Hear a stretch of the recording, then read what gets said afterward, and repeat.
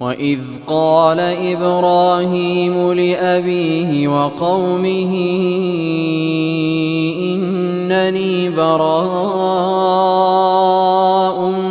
مِّمَّا تَعْبُدُونَ إِلَّا الَّذِي فَطَرَنِي فَإِنَّهُ سَيَهْدِينِ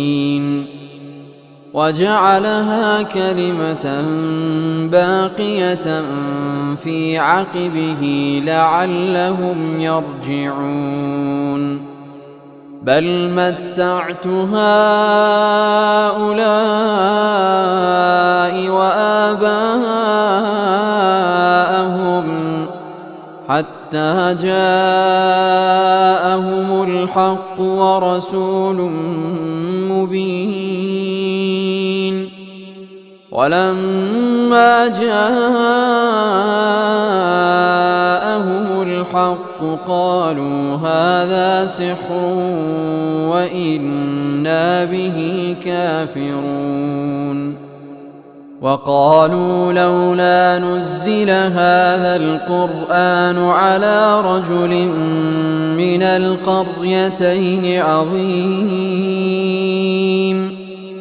أَهُمْ يَقْسِمُونَ رَحْمَةَ رَبِّكَ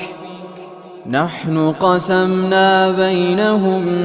مَّعِيشَتَهُمْ فِي الْحَيَاةِ الدُّنْيَا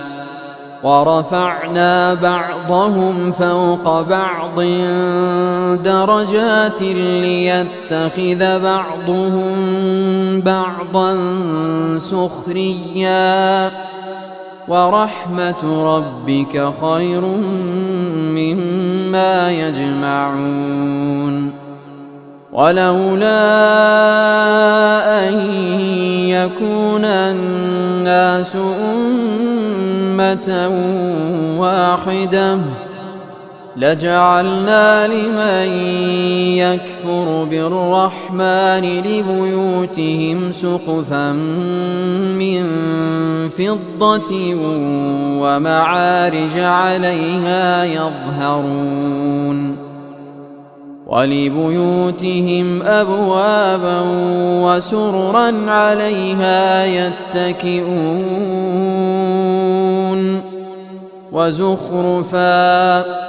وَإِن كُلُّ ذَلِكَ لَمَّا مَتَاعُ الْحَيَاةِ الدُّنْيَا وَالْآخِرَةُ عِندَ رَبِّكَ لِلْمُتَّقِينَ وَمَن يَعْشُ عَن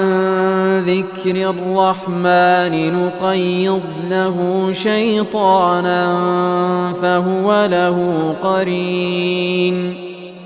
وَإِنَّهُمْ لَيَصُدُّونَهُمْ عَنِ السَّبِيلِ وَيَحْسَبُونَ أَنَّهُم مُّهْتَدُونَ